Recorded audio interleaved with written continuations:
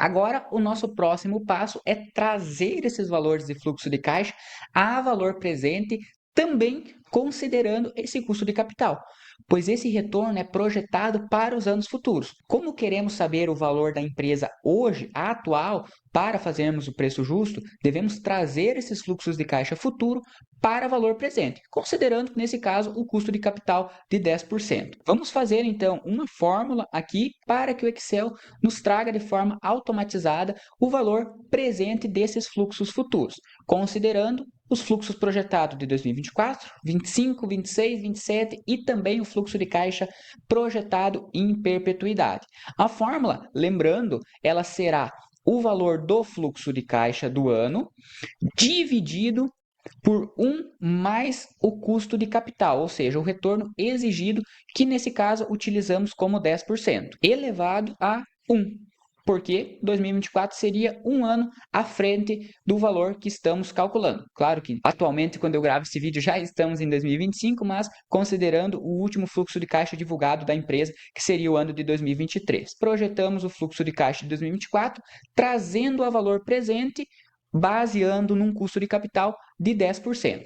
Se formos dar um Enter aqui, somente para exemplificar, o fluxo de caixa de 2024, que seria de 7.272, atualmente iria valer 6.611. Nesse caso, iremos fazer essa mesma fórmula nos próximos anos, fazendo um somatório de todos esses valores para calcular o valor da empresa atualmente. Somar com fluxo de caixa em 2025, dividido por 1 mais o nosso custo de capital, novamente, elevado a 2, porque 2025 já estaria 2 anos à frente. Fechamos parênteses, mais fluxo de caixa em 2026, deixa eu colocar um parênteses aqui novamente, não podemos esquecer, porque o Excel não dá problema, dividido por 1 mais custo de capital, elevado a 3, mais fluxo de caixa em 2027, dividido 1 mais custo de capital,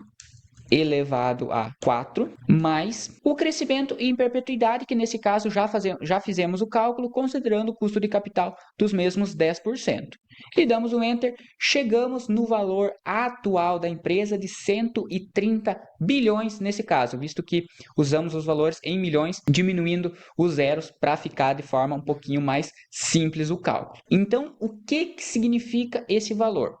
Esse valor atual de 130 bilhões é o valor da empresa, considerando os fluxos de caixa estimado para 2024, 2025, 2026, 2027, baseando-se que a empresa irá crescer a uma taxa de 5% nesses 4 anos e levando em consideração o crescimento perpétuo da empresa a uma taxa de 2%, considerando um custo de capital de 10%. Logo, voltamos no status Invest para localizarmos a quantidade de papéis que a Itaúsa possui atualmente para fazer essa divisão. Então, a Itaúsa hoje possui 10 bilhões de papéis.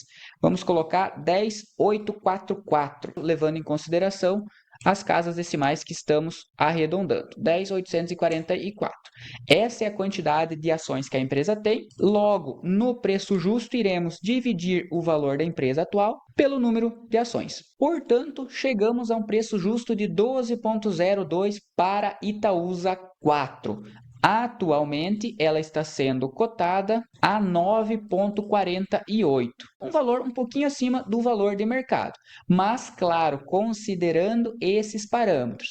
E eu volto a dizer, qualquer cálculo de valuation, qualquer cálculo de preço justo de ativo, ele tende a ser subjetivo de acordo com os valores que você estima. Por exemplo, se eu estimo que a empresa irá crescer em perpetuidade a 3%, meu preço justo já vai a 13,41. Por isso que é o bacana do Excel. Vimos aqui que, sim, dá um pouquinho de trabalho colocar algumas fórmulas, mas depois de pronto você pode vir aqui e começar a brincar com outros números para entender até que ponto você pode aumentar, quem sabe, o preço teto que você considera para certo ativo ou também diminuir baseado nesses parâmetros de crescimento, como também de custo de capital.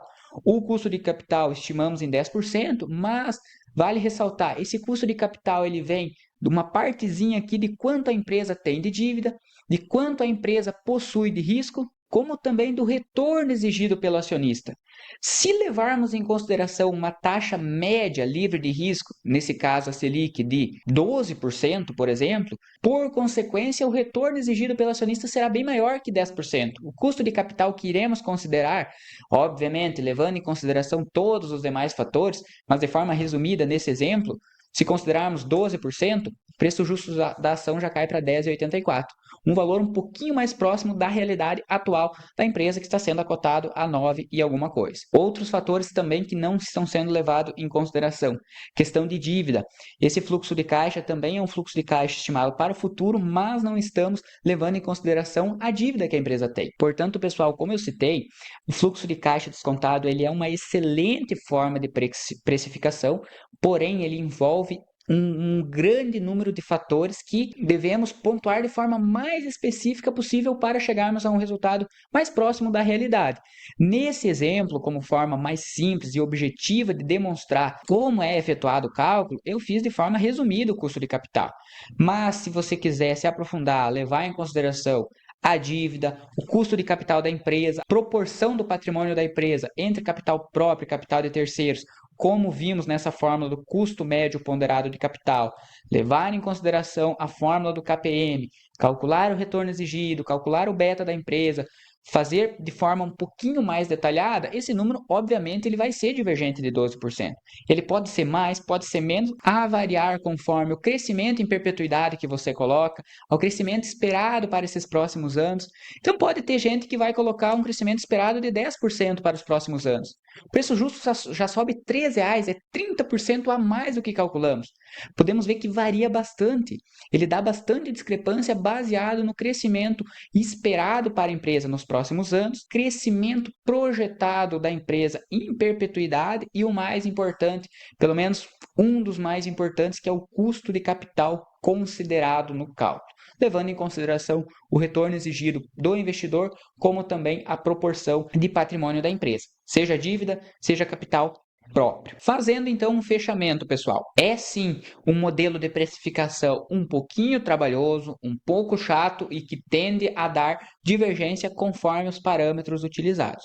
O que eu aconselho para você que está vendo esse curso, que é um curso básico, que é um curso para iniciantes, possivelmente você vai sair dessa aula sem ter entendido muita coisa, mas o meu foco realmente for mostrar para vocês como é feito esse cálculo, que em tese ele é um cálculo, uma fórmula simples que leva em consideração o quanto a empresa projeta de fluxo de caixa, projeta de crescimento ao longo dos próximos anos, trazendo esse valor a valor presente, considerando uma taxa de desconto. Basicamente, o fluxo de caixa é isso. Claro que para descobrirmos, para elencarmos esses valores de fluxos de caixa futuro, como também de taxa de desconto, vai um pouquinho mais a fundo, como foi citado. Envolve outras fórmulas, envolve uma análise um pouco mais profunda do balanço e dos números propriamente da empresa. Mas, sendo bem sincero, um conselho meu para você que está iniciando, ou até mesmo você que tem um conhecimento intermediário, mas que não pensa em seguir carreira nesse mercado, eu vejo que não há tanta necessidade de você saber a fundo como fazer esse cálculo.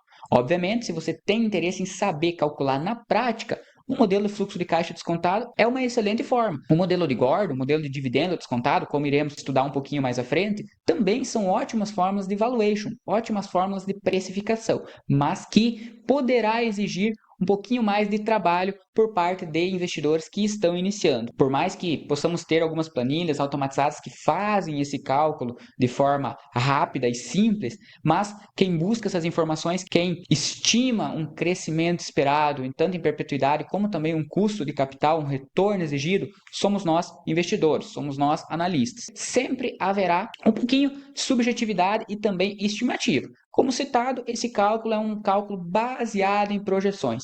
Ele pode estar totalmente divergente com o que irá acontecer em um futuro à frente. Esse custo de capital de 12%, se a Selic for muito maior, pode não fazer sentido ao longo dos próximos anos, como também pode ser um custo muito alto considerando o crescimento da economia como um todo. Realmente não temos como ter certeza nenhuma do cálculo. Se esses valores de fluxos de caixa estão compatíveis com a realidade que a empresa efetivamente irá apresentar ou irá ter alguma divergência. Por isso, eu tentei trazer de forma mais simples possível. Até, sendo sincero para vocês, eu pensei bem se valeria a pena trazer esse tópico para o curso, porque eu não quero dificultar esses primeiros passos de quem está iniciando.